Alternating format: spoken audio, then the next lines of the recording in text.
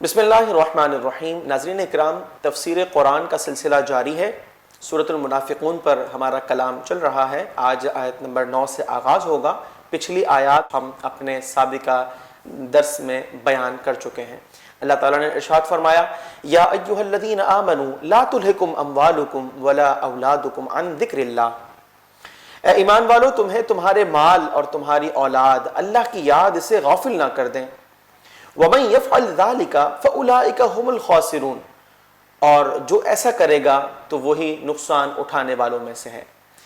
ناظرین، پچھلی آیات کے اندر منافقین کا حال بڑی وضاحت کے ساتھ بیان کیا گیا، اور بنیادی طور پر دو اسباب ایسے تھے کہ جن کی بنیاد پر انہوں نے نفاق کا راستہ اختیار کیا۔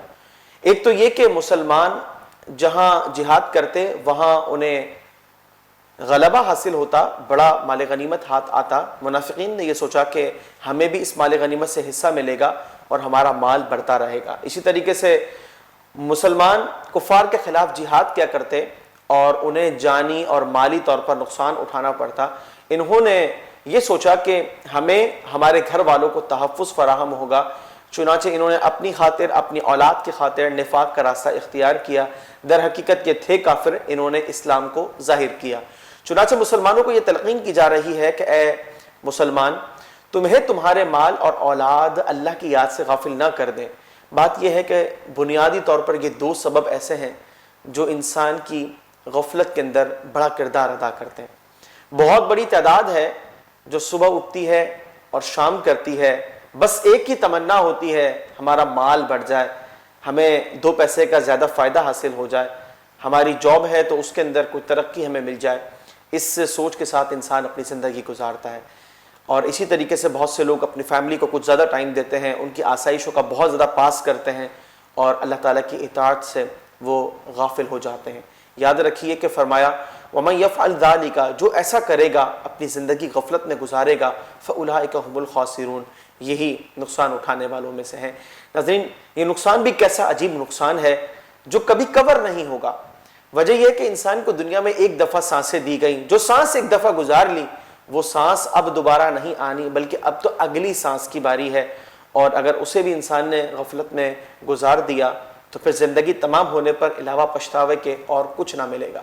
اور یہ بھی دیکھیے کہ جو لوگ یاد خدا سے غفلت میں زندگی گزارتے ہیں ان کی زندگی بھی کیسی عجیب زندگی ہے کہ جب وہ سو بھی جاتے ہیں تو خواب میں بھی مال آتا ہے، جب وہ نماز بھی ادا کر رہے ہوتے ہیں تو اس میں بھی مال کے اضافے کی پلاننگ چل رہی ہوتی ہے، اور یہ سوچا جاتا ہے کہ اب اس نماز کے اختتام کے فوری بعد کرنا کیا ہے، اور بڑی تیزی کے ساتھ انسان نماز کو ادا کر لیتا ہے، دعا کی بھی فرصت نہیں مل پاتی۔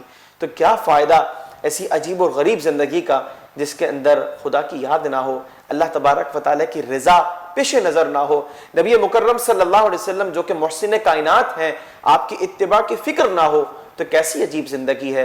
اور پھر دیکھیے کہ اس کا انجام کیا ہوتا ہے۔ دنیا کے اندر انسان کو بھیجا گیا اچھے اعمال کی بنیاد پر رضا الہی کو طلب کرنے کے بعد کامیابی حاصل کرے، لیکن جب وہ اس زندگی کو ویسٹ کر دیتا ہے اور صرف مال مال مال، عزت، دولت، منصب اور ان تمام چیزوں کے اندر جب زندگی گزر جاتی ہے تو پھر ہوش آتا ہے کہ جناب اب تو قبر میں آ چکے ہیں۔ اور یاد رکھیے قبر میں صرف دو آپشن ہیں، یا تو وہ جنت کے باغوں میں سے ایک باغ ہے، یا دوزخ کے گڑھوں میں سے ایک گڑھا۔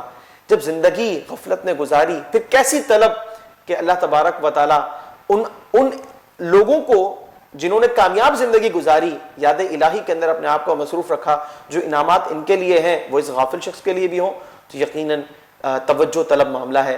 اور بالآخر اللہ تعالیٰ کے حضور اپنے اعمال کا احتساب بروز قیامت تو دینا ہی ہے، اور وہاں اگر انسان کو ناکامی ہوتی ہے اور جہنم کا عذاب سہنا پڑے گا تو یاد رکھیے کہ انسان کتنا ہی طاقتور کیوں نہ ہو، کیسا ہی وہ شخص بہادر کیوں نہ ہو، لیکن ایک لمحہ بھر بھی جہنم کی تکلیف ہے اس کو انسان برداشت کرنے کی قوت نہیں رکھتا۔ وجہ یہ ہے کہ اس کے اندر اللہ کے عذاب کا پہلو ہے۔ آج دنیا کے اندر انسان آگ کے اندر چند لمحات نہیں رہ سکتا، تو اس آگ سے 70 سے زائد گنا زیادہ جلانے والی وہ آگ ہے، کیسے برداشت کرے گا انسان؟ تو فرمایا کہ جو غفلت کی زندگی گزارے وہی خسارے کے اندر ہے۔ ہمیں اللہ تعالیٰ سے طلب کرنا چاہیے کہ رب کریم جو لوگ غافلین ہیں ایسے لوگوں کے انجام سے ہمیں محفوظ فرمائے اور ان لوگوں کے راستے پر ہمیں گامزن فرمائے جنہوں نے اللہ تعالیٰ کی اطاعت کر کر رسول مکرم صلی اللہ علیہ وسلم کی کامل اتباع کر کر اپنی زندگی کے اندر اپنی آخرت کو گلزار بنا دیا۔ القلم Islamic Center under the supervision of Mufti Munibur Rahman Zida Majdu